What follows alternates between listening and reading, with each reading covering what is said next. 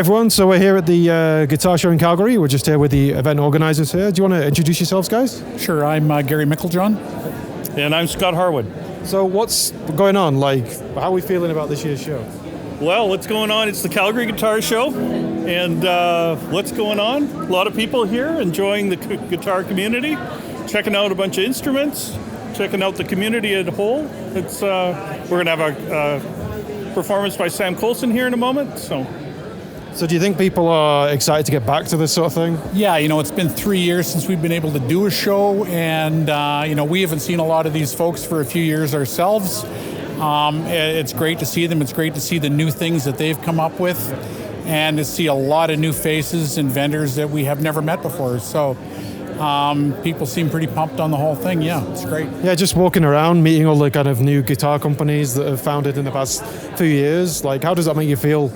Facilitating them getting more exposure? Yeah, well, we started these shows so that our luthiers, our builders, could get a bit more exposure. And it's very gratifying to see so many builders come to the show. So that part makes me feel very, very good. So how long's the Guitar Show been running, and where do you do this? Well, we've been involved in running the Guitar Show since 2015. We've done a number of shows in Edmonton over the last 7 years. Done a few in Calgary. We've done some shows in Saskatchewan and Regina and Saskatoon as well, and we hope to maybe be back in Saskatchewan next year, depending on how things continue to go. But no, it's been a great opportunity. This is just a hobby for us. It's not a day job. For sure. It's more a labor of love than anything else, but it's cool to see what people come up with and everything else. So yeah. So what do you think the punters come for? The people that come to actually look at stuff. What draws them in, do you think? I think there's 2 or 3 different kinds of attendees. I think there's first of the day, it's the guys looking for a great deal, looking for a vintage instrument, and they want to get there first and get their hands on it. I think there's a group of guys and gals that are looking for parts and something extra, a smaller thing, maybe not a full instrument. And then there's the folks that are looking for a well-built, custom-made instrument, and they want to see what's on the marketplace that's not hanging on the wall in the big box, right? So they get all those things at our show.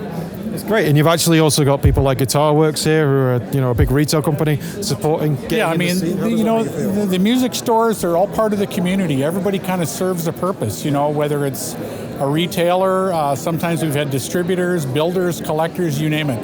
If you're connected to the guitar industry, the whole industry is a community, and if the community is healthy, I think the music industry is healthy. So it's great to see. I've noticed a lot more kids here this year, and they're not just following their parents around. They're picking guitars up, and they're engaged in the whole thing, which is awesome.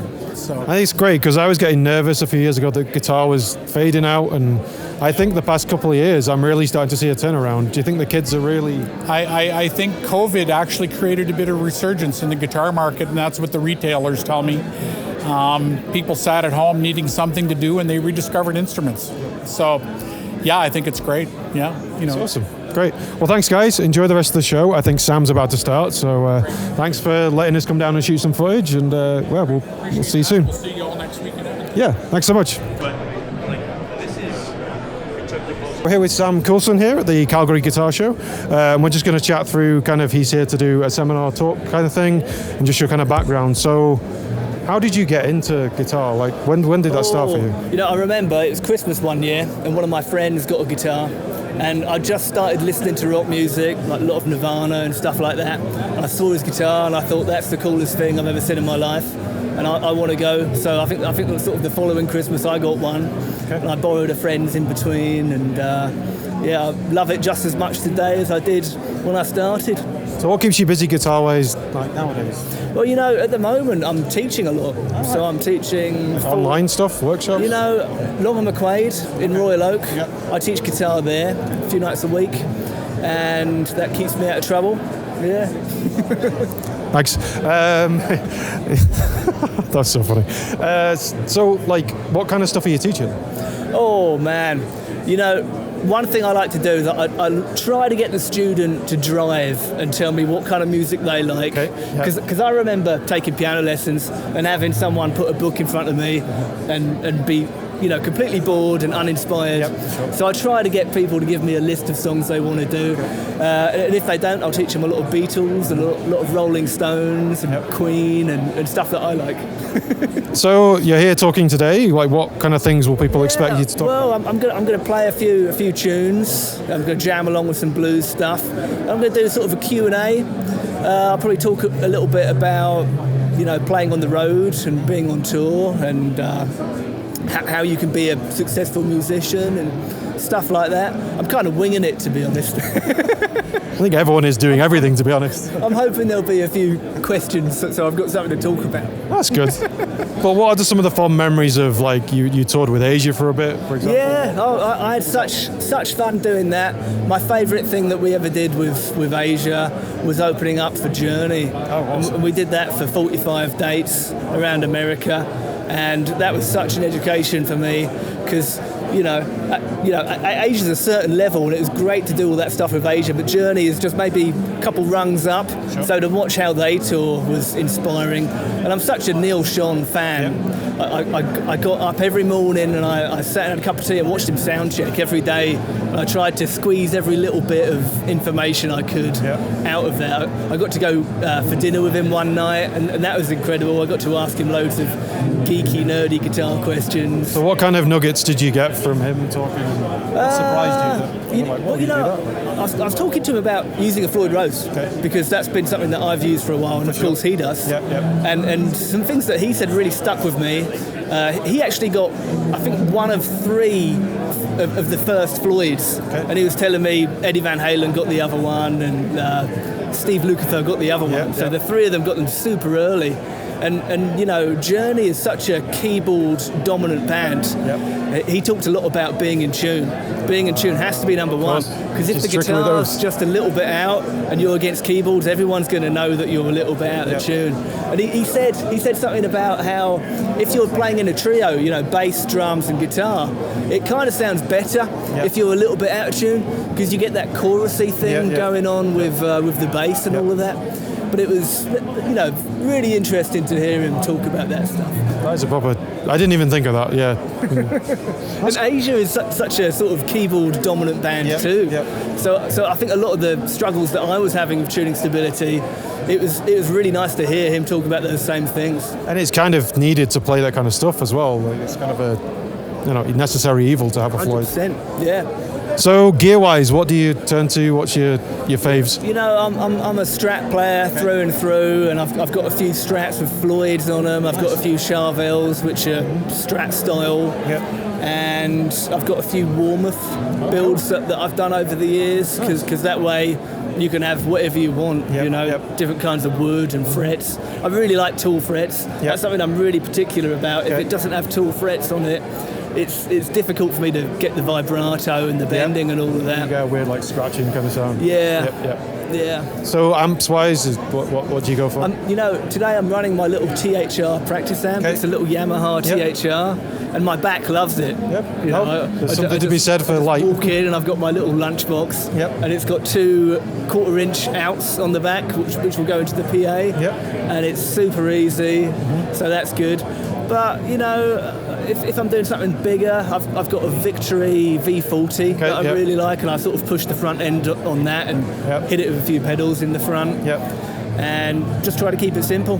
Victory make great stuff, like Martin Kidd is a great amp builder and stuff. He definitely does. I had a chat with a guy who used to be the dealer or owner of Cornford amps. Right, and it's the same company essentially. So I had a good talk with him and chat, but Victory's kind of Cornford, but kind of taken to that kind of modern era, I would say. Yeah, totally. So what draws you to the Victory stuff? Well, I think when you plug an amp straight in with no pedals, it's really apparent, isn't it? And I remember plugging it into this V40 for the first time, and it's got a nice reverb on it, and you can push it pretty hard and get it to distort without pedals if you want. And it's just really small. My back loves it again. It's got a vertical 212, so not all of the volume's going into your trousers. It's nice to have it kind of come up to you. That's a good idea, Cool. So have you been having a look around the show at all? Yes, my first time down to the show. Okay. What are your thoughts? Yeah, love it. It's nice to see so many familiar faces of people that I've worked with in the past. And it's nice to have all of us guitar nerds under one roof. It's funny because I never know how many people are going to tilt this thing, because I've been to a few and it's been a bit, not this particular one, but in England has been okay turnout. Sure. And you're like, oh God, and then you're trying to navigate the car parks and you're like, is there anyone actually here? And then Especially you come post-pandemic yeah, as well. like, You is know? everyone uncomfortable? And when you come and it's like just an explosion of people that just want to talk, try, find out what's going on. And what I like a lot is there's a lot of local builders as well within the couple of provinces that are near to us. So Yeah. I think that's really good to see that people It's are valuable, isn't it, having everyone come together, I think so. do some business. There's a couple of guys that have been doing it like 1-3 years. Used to be furniture builders and stuff, and are now turned to guitar making. And it's just cool to see that kind of entrepreneurship and passion Absolutely. from that instrument. So cool. Well, have a good day, Sam. Thanks for Right chatting. on, man. Good Appreciate chatting to you. So hi DJ, you work for Stonehouse Guitars. Do you want to tell us a bit about that? Well, I'm here helping out my good friend Ken Connery of Stonehouse Guitars, who I met at a guitar show about 6 years ago, and had him build me an acoustic guitar. And we sparked a really good friendship. And then he got me interested in building my own, and so I build electrics. So what's the concept behind the brand? It's obviously quite unique woods that you're using, I think. And Well, I like to, when I build guitars, I like to build something that's a little more unique. Telecaster body shapes are really popular, and I'm also a Telecaster guy, so I did gravitate to that as well. But the Astro is a design that I came up with on my own, because I'm a big fan of the 50s and the space age, so that's where that came from. This is the last one I've built in this body design. I'm in the renovation business. I own a company called Calgary Guitarworks, and what really started with the Astro body shape was a kitchen countertop that we took out of a renovation that we did. So I've got a YouTube channel called You Don't Know Dick TV, where I actually demoed building one of these Astros with countertop material and chrome binding. So it was a lot of fun. that sounds so much fun. Like, It was so much fun. what? And where are you based here in Calgary? I'm based in Calgary. I'm in the southwest of Calgary. Yep. Okay, cool. So have you got a store, or you just kind of website? Nope. I don't even have a website. Okay. So this is just a hobby for me. It's an expensive hobby, and that's why I'm thinking I might stop building unless somebody comes up with some great idea. Really cool guitars. Like, what's the thing that you're probably most proud of about the guitars? Well, with the Astro, for example, this one, first of all, it's my design. There's not another guitar like it. And this one's built entirely from scratch. I built the neck, the bodies, chambered. I do all the electronics. So this was a labor of love for me on that one. The Surfcaster is a parts caster. I traded someone for a banjo. They had a guitar. I thought, well, I'll have some fun with it on a Saturday afternoon, and that's where that came from. The Dragonwood Telecasters.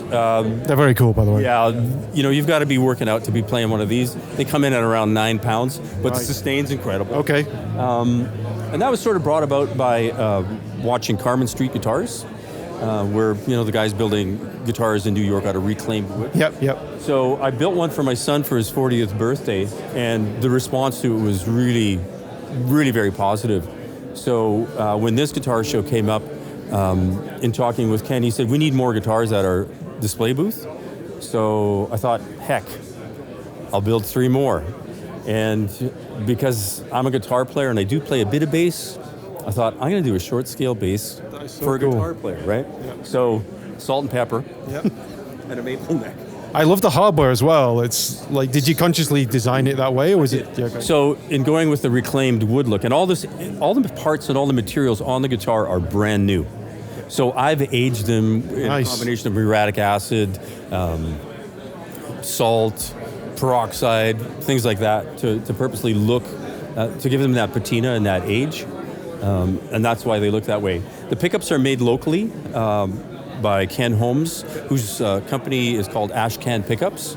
And they're super hot pickups. They sound fantastic. And when I built these 3 guitars, the one thing I said to Ken, I said, I don't want to build a cheap guitar. I'm not looking for the cheapest pickup. For sure. Yeah. I want to build a good quality guitar that sounds really good, so that when I ask $2,000 or whatever it is for a guitar, I know there's a lot of quality in there. It's not just a cheap Chinese pickup that's in there. So, No, they look so good. Thanks very much. Thanks for showing us around the store. Thanks so much, TJ. Yeah. Thanks so much for stopping. Have a great show. Yeah. Thanks. Cheers. Thanks. Have a Bye. good Bye.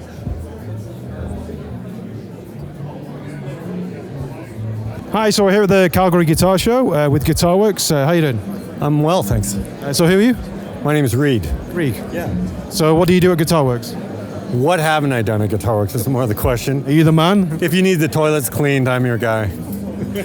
Good to know. Very special. So what have we got here? What's the most exciting thing on your booth at the moment? Well, I mean, there's a lot of exciting stuff here today, but this is a unique guitar. So this is a late 70s Les Paul, and it has a lot of the features, but what you'd never see in a guitar like this is a figured top, crazy figured top. There's been some speculation that maybe this guitar was a precursor to the Heritage series, which came out, and this was sort of the first official attempt at a reissue guitar.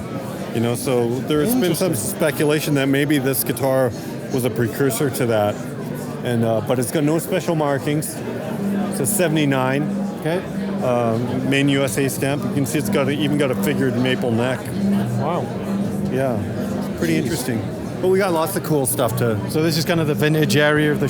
It is, yeah. A lot of this stuff is not on display at the stores. It's just kind of in our off display sort of stuff.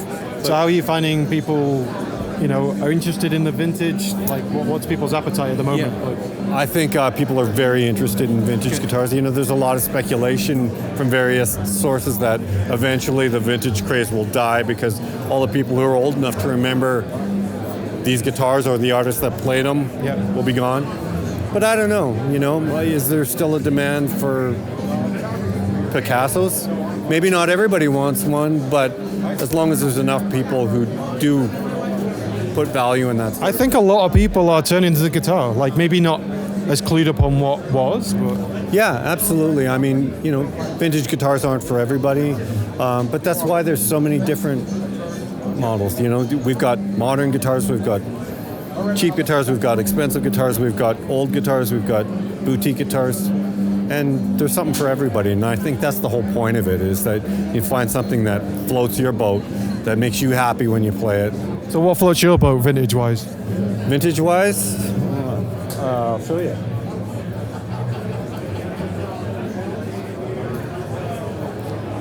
Nice. That's a 62 Les Paul Custom. So there's an interesting story that goes along with this because in 1960, actually, the sales of the original style Les Paul were not good. Mm-hmm. It wasn't a popular guitar. And so Gibson decided to make a change, and they designed this new body. Okay. And this became the Les Paul. So in 1961 through 1962, this is what Les Pauls looked like. Mm-hmm. When Les Paul's contract expired in late 62, early 63, I think, he left the company. And apparently he did not like this design either. So he left the company, and then they changed the name to SG. Yep.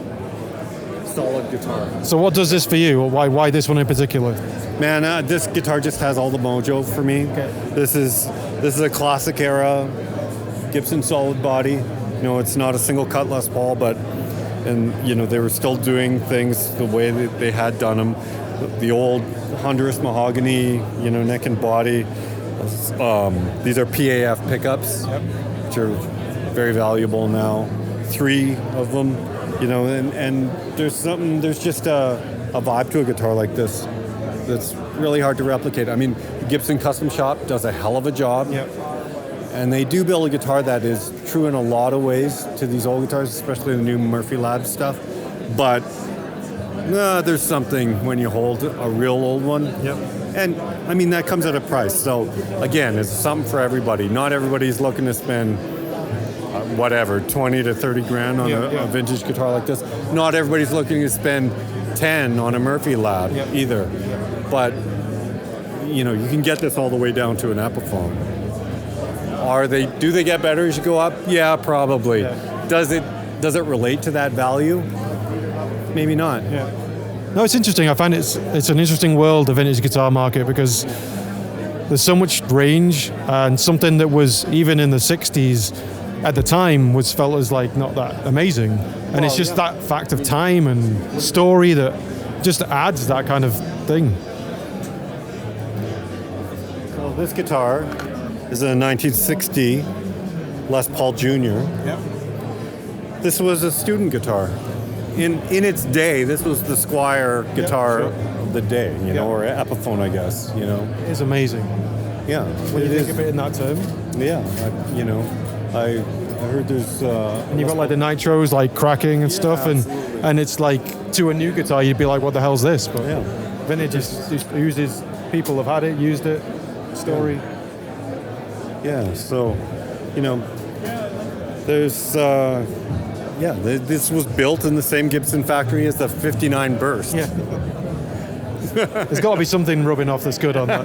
Yeah. So what's going on with Guitarworks at the moment? Anything new? What's the latest? You know, just trying to be part of the guitar community. That's our primary focus. You know, we were obviously we're just through an interesting time with COVID. Sure. And you know, in some ways it was enlightening and good. It was nice to see that a lot of people did turn to guitar. We were busy during that period, and business was good. Interest is up, and those are all super positive things, I think. So from the perspective of Guitarworks, we've been a company since 1989, and we have always, I think the reason why we are still around, despite there's a ton of competition, there's a million places for people to buy guitars, and it just gets worse all the time. Yep. Because you can buy a guitar online from anywhere in the world. We know that. Yep. So we've tried to get more active in online sales and whatnot, but I think really the success of Guitarworks lies in the fact that it's part of the community. It's a place where people can come. You know, it's almost, a lot of times it ends up being a meeting place for, you know, you're not expecting to see someone, but you walk in and like, oh, hey, how's it going? You know, and being part of the community, I think, is one of the more enduring and endearing parts of Guitarworks. So. Awesome. Well, thanks so much for your time, and appreciate it, and hope you have a great show. Yeah. So we're here with John here from Northwood Guitars, and he's going to talk a little bit about his company and business and what they're doing here. So, yeah, hi, I'm John McCory, Northwood Guitars. I started building guitars in 1994 after I left Labyrinth Guitars. That was where I basically cut my teeth in the acoustic guitar world. Moved to Sorrento in the shoe swap in 2006, and that's where I'm located now. It's a one-man shop, just me making solid wood, steel string acoustics primarily. All sorts of body shapes, as you can see. Dreadnoughts, of course, your standard bluegrass style guitar, down to the 12 fret 00 size like this. This one's Cocobolo back inside. Oh, nice. Nice stuff. Flame maple binding as well. Torrefied Adirondack spruce. Torrefication. This is Adirondack spruce that's not been torrefied. And this has been torrefied, and it's basically thermally modified or baked. They cook it at a high heat, low oxygen level, and we're trying to emulate age in the wood and make it sound like a great 60-year-old guitar would sound. So what does that do in actual sound terms? Just gives it a little bit sweeter ring, a little bit warmer notes, and just sweetens the tone. That's really what it's. So I'm noticing the clear pickguard here. It's not actually something you see that often. No, that's correct. You don't. And back in the day, I would make them rectangular shape, but it would follow a grain line in the spruce top and look like a crack. So I started giving it a curve like that. And it's just because so much of the time you're picking out the best wood you can for the guitar top.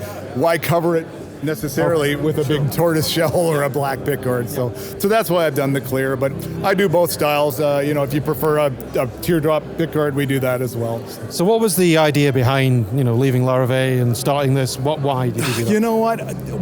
I think it's just I love wood. I always have loved wood. When I was 6 years old, I made a guitar out of a Kleenex box and a paper towel roll, put elastic bands around it. So if it was a guitar, for whatever reason, I was wired up to want to be part of it. I played a lot of guitar in high school and did some classical guitar work, but I realized in my 20s I was a much better builder than I was player. And working at the Labyrinth factory, just like, you know what, these are great guitars. I can do this too. And I had done everything at the Labyrinth factory. We started making electric guitars when I was there, ended up in the acoustic end of things, and I thought, you know what, I'm just going to make a go of this on my own and take kind of the Labyrinth symmetrical bracing. And I still do symmetrical bracing. I believe in that. It's a great sounding design. And so that's what I've continued with it. And kind of Northwoodized it and tweaked it for my my own sound. So what are your thoughts on the Canadian guitar manufacturing industry?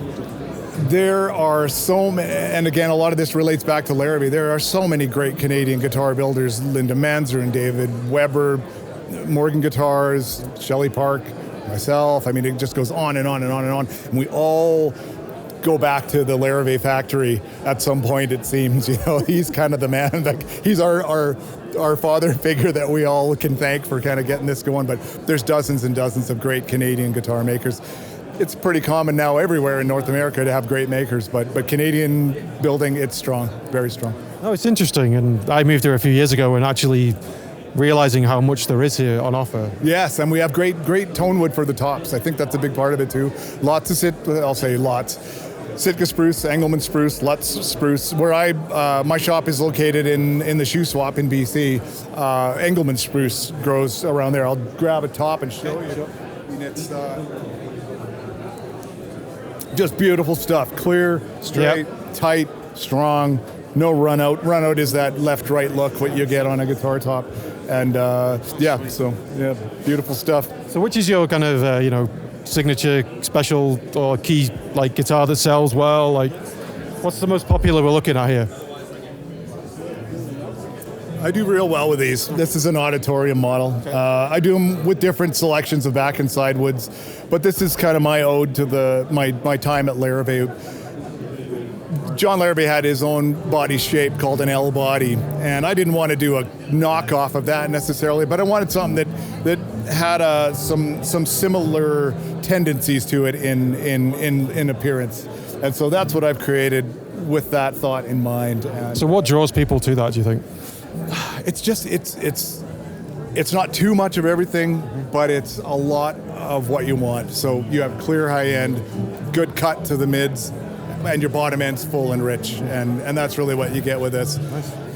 Deep guitar, like a dreadnought, there's lots of size there, but it's a little narrower, so it's a little easier on the shoulder, because a lot of folks, they'll find their shoulders get sore with the big guitars. So. I like it. I like the balance. It looks cool. Yes, balance is a good way to put it. Yep.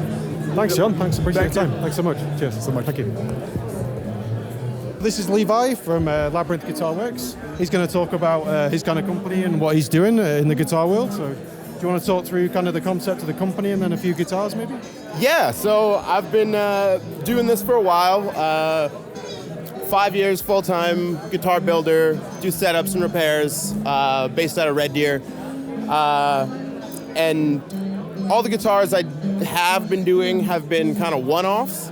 Just you come up with an idea and I'll try my best to make it happen, and got a lot of experience with a lot of different techniques, materials, and different design choices through those years of trying those one-offs and trying different things. And now I'm coming out with a line of customizable models to make things, get more guitars out there. But basically, So there's definitely a style going on here. Like, what's inspiring the look of the guitar for you? Like, I guess I'm trying to like bridge the gap of the vintage and modern world of guitar, kind of. Okay. I love a lot of things about the classic designs, vintage designs, but you should not ignore innovation. For sure. I think we forget that sometimes. Yeah, I mean, so just trying to make things as playable as possible, as comfortable as possible, sound as good as possible, and just make something that helps players connect to their art at a higher level. So, what's going on here? What guitars are these? What? So these are all... Do you want to pick them up and have a kind of show to the camera? Can I see? So this is the Helios Modern. This was finished 6 hours ago. Okay, wow. So what's the finish on this? This is quite cool. It's a satin polyurethane. Okay. Went for a mix between hot and shell pink, I guess, here. I love it. I love the black hardware. The wood is superb. Thanks. Yeah, I really wasn't sure how the Zebrano was gonna match with the pink, but I think it really turned out. Yeah, so this is kind of the modern fare with the modern-esque carves and super sleek look. Direct mount humbuckers, 25.5-inch scale. The neck on the modern is a little bit thinner and wider. Well, that makes sense. Kind of like more Ibanez-ish spec. And then, that's the Helios Modern. And then the Classic here, the Helios Classic was the first iteration. This is a prototype. If you can kind of see, the body's a little bit smaller on that one.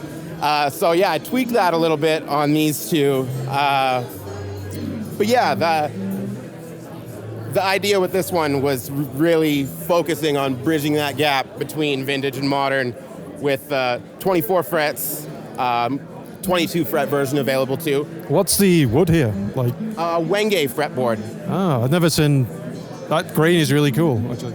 Yeah. And 24 frets. So 24 frets. We got pearl dots, and one thing really cool about the Helios Classic is it's a pool route underneath the pickguard.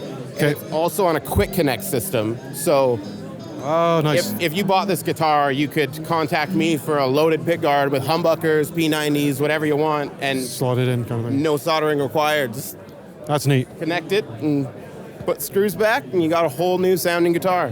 Awesome. Yeah. So what's kind of next for the company? What are you working on? These three are my first new model, but I'm doing the new models in iterations of different stylings. So here we got the Helios T, that's kind of speaks for itself with the whole telly. For sure. Yep. It's got the 9.5-inch fretboard radius. The telly, a bit of a telly curve there, you know. And is this like a brass fretwork? Like what's? No, so I was. That's from the amber clear. Oh, okay. Yeah. Interesting. I was hoping to have this one all. I get it. You've not quite finished. All I had left was the fretwork. Put the nut in. Okay, cool. Didn't quite make it. It looks awesome. I like how unique these guitars look, but still look like this consistent brand. That's really cool, given the short amount of time you've been doing this. Thanks so much. It's awesome. Cool. Well, thanks, Levi. Thanks for chatting to us. And have a good show. Cheers, man. So, hi, everyone. We're here with Masa from Masa Guitars. He's going to talk a little bit about the company, etc. So, how did it start? I was working guitar company in Kamloops, but COVID-19 hit, so that's why I start to decide I should start own my company. Okay. So, it's what kind of guitars are you building? Usually, I'm making electric, acoustic, kind of any kind of like a guitar. But this time, I brought both electric guitar and kind of popular one is all hollow body guitar. Okay. So what? I really like this. This is kind of a wood finish. What's the idea behind this guitar here? Yeah, this one is I brought this guitar. Like I was making this guitar. Like it's kind of a collaboration guitar with Von Warren, and he's making using mammoth ivory and making nice jewelry. So kind of I talked to him, and we should collaborate guitar. And I used like a headstock mammoth ivory and fingerboard position mark, and I used 5-way torrefied bar maple. Yeah, it's kind of like a So is it a big production line or generally custom made? Like like I'm always making by myself. So that's like one by one is all handmade. Yes. That's awesome. Oh, thank you so much. So this one's slightly different. You have the F holes. So what was the design idea behind this one? This one is I feel like long time, like I also making a guitar probably around 22 years, but I also like partner like lots of guitar company like Les Paul, like Gretsch, like then kind of when I start to make guitar for my business, like just I thought like I want to make a guitar something like a mixed up what I like.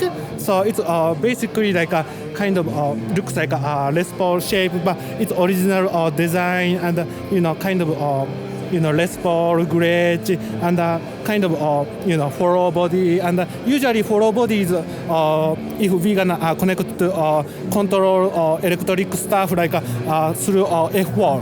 But it's a lot of problem because it's really difficult work. Yeah. Yeah. So then I decided like I put this. Yeah. Yes. It's really cool. Yeah. Thank you so much. Like it's arched back, but I think it's my design, and I think nobody. Different company do that, but I put the back panel, and the back panel itself has arched. Yeah.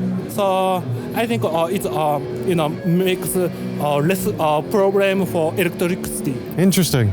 So what is the most important thing to you when you're building a guitar? I feel like of course I want to make like a nice sound and a beautiful guitar, but for me, like most important is like when I talk to customer, like customer should satisfied. Like that is most important. Like when I get order, like I really following the customers, like imagine, like thinking. So then when I made a guitar for customer, and if customer said like, oh, that's really nice, that I wanted to, like I'm super happy. So do people come to you with any crazy ideas? You mean like anything that's a bit like, oh, that's going to be really difficult? No, I'm pretty. For example, like kind of these inlay stuff, like usually like lots of guitar company making these inlay with laser machine, but I did that one like by hand. Oh, amazing! Yeah, like of course like sometimes it's cost more, but I feel like like if we don't care about price wise, I feel like I can make anything. So of course it's talk to customer, and I'm try to like matching like price range and what customer want, and I try to work hard, and I just really hope like wish or hope or like customer gonna be happy. That's really great. So how long does it take to build like one of these guitars? It depends on like most spend time is kind of this follow body guitar, and this one is kind of I chambered some like inside the guitar, but I think like normal like a solid guitar is I feel like probably I gonna spend like 6 to 80 hours, and kind of these style one is probably 140 hours or 160 hours. Yeah, because that will be more difficult. Yeah, so it's kind of between acoustic guitar and electric guitar. Yeah, so I really like the finish on them. They're really it's really cool. Oh, thank you so much. I mean, like when I was working Yairi guitar, river song guitars, like I always like a painter. Yeah. So that's a kind of paint section is like many people said. Really nice wood as well. Oh yeah, this one is really nice. A nice cap. Yeah. Oh yeah, thank you so much. Well, thanks so much. I'll let you get back to the show, Masa. Thanks so much for interviewing. Thank you so much. Bye. Bye. So we're here with Jaron from Guitar OR in Calgary. How's it going? Good. How you doing? Good, man. Yeah, it's been a while. Yeah, it has been a while. It's good to see you. Yeah. So what's business been like? What's going on? It's been good since January 1, really. We've been full bore. I don't know if it was post-COVID or not, but people seem to have a bit more confidence, so everything has been up and running really well. Cool. So what kind of things you've been working on? Like? Well, like always, we've got the smaller jobs, the crack repairs and the ding touch-ups and the setups, but I've been doing a lot of neck resets. We're a smaller shop, so things kind of get behind, and then eventually we got to push everything into the side and get on the bigger jobs. We had a refin, get off the bench, and now we're on the last of 4 neck resets in the last couple months. So once that's off, then we're back on to the rest of the jobs. So it's ebbs and flows, constant ebbs and flows.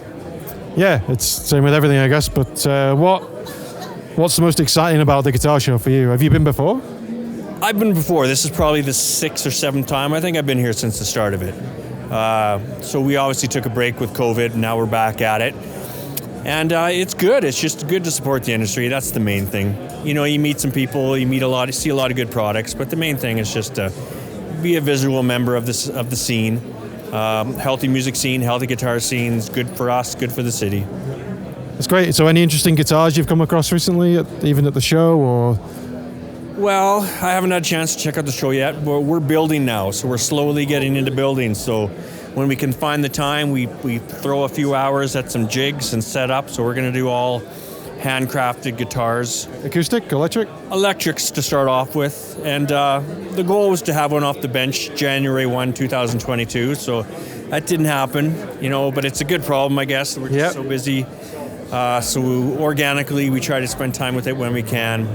And then the second goal was to have one ready for the guitar show, and that didn't happen. So 2020. Busy. 2023, I guess. So you're looking for luthiers then? Is that the head? Yeah. Well, we could use actually a few extra hands at the shop right now. It's a tough gig to find the right guy. There's a lot of variables that have to be met other than just be good with tools. Yep. But if you know anybody, let me know. I will do. Well, thanks, man. Thanks for chatting again, and hope you have a good show. Yeah. You're welcome. Good to see you. So we're here with Josh from Jtree Woodwork. We're going to talk a bit about the guitars that he's got. So what's the story here? Yeah, I have a furniture background, so doing fine furniture, and did that for almost 15 years with some finishing work, and got into guitars just a year ago. So new at the game. We'll see how that goes. Awesome. So why made you do that? Guitars, especially acoustics, are, I feel like, the next step in craftsmanship. Sure. It's woodworking, but then you're bringing a voice and a character and a personality to life, and so I love that. I love the physics, the woodworking that goes into it. You bring out the beauty of wood, and you bring it out in a way that you can hear and love, and very dynamic. So you're here at Calgary Guitar Show. You've been here a few times? This is my first time. Okay. Yeah. So how's it going? What's the feel of it? So far, so good. It's a great crowd. We have a lot of people, a lot of interest, and I'm excited to be here and make connections. So you're local? Yeah, I am west of Sundre, so just under 2 hours. Okay, cool. Yeah, relatively local in Canadian terms. Yeah. Yeah. So what we got going on? You want to show us a couple of your models? So this was my latest addition. This is my own custom body shape. I've designed myself with different sound qualities in mind. It is an ebony body back and sides, bear claw Sitka spruce top, and a Spanish cedar neck. One of the design features you'll notice is the fan fret. So that gives you tighter strings on the bass and looser strings in the treble, which gives you more harmonious sound and in a clearer bass. Good intonation across. It looks pretty cool. What's the choice in the woods there? Why did you pick ebony for sizing? So this we designed with the customer. So largely it was visual. They love the. Those look cool. Yeah. They love the grain. Ebony is very dense and barky, so it gives a good resonance.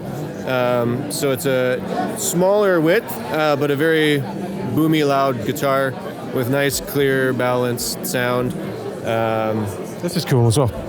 Yeah, and that's my own little bridge design. String changes are super easy. They just pop straight out. New one goes in.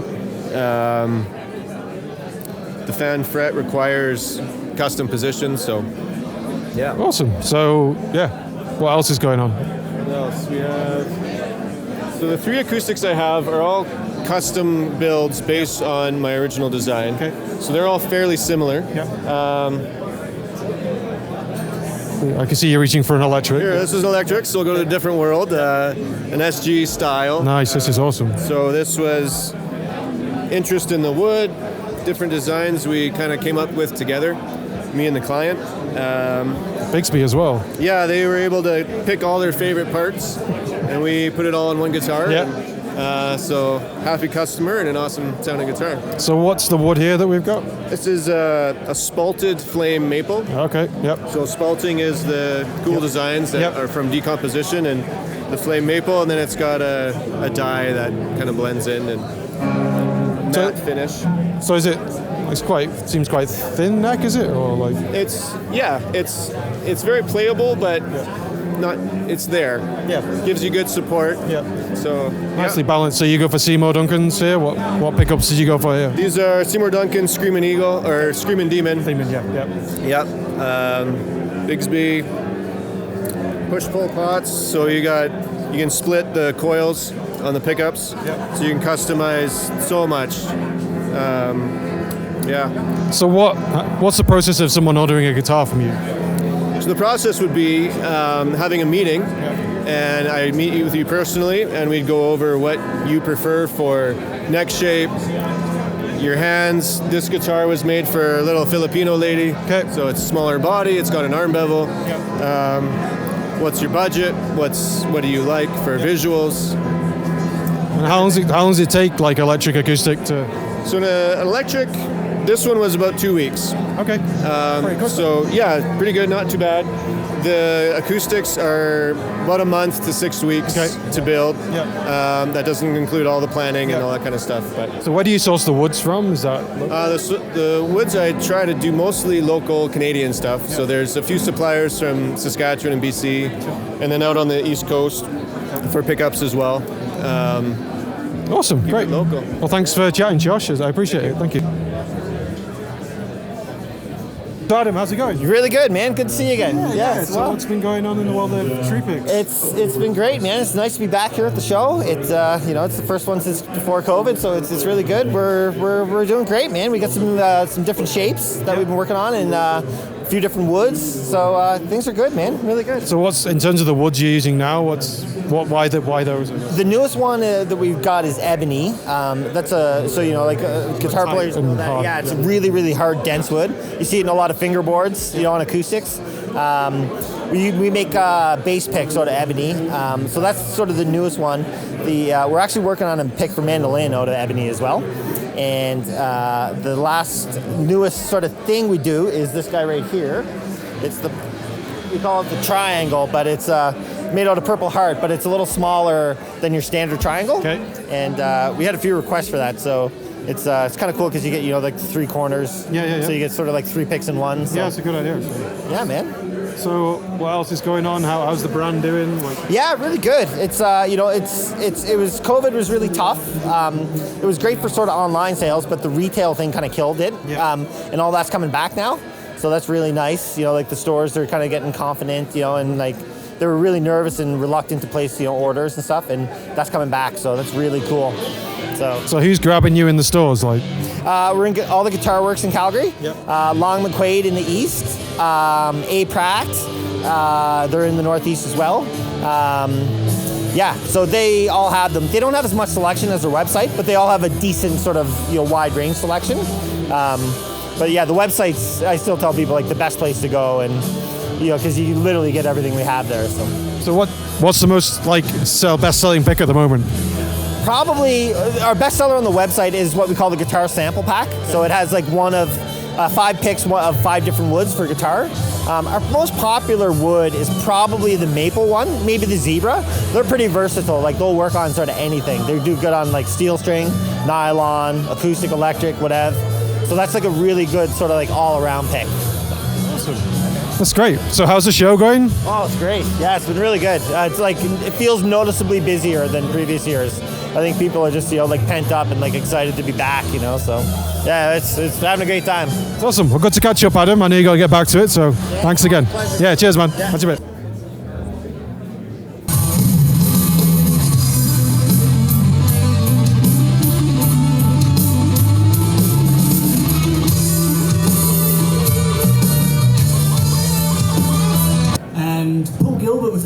offered the gig playing in the band Asia, and he was busy doing Mr. Big, who had just gotten back together, but he was gracious enough to put my name forward.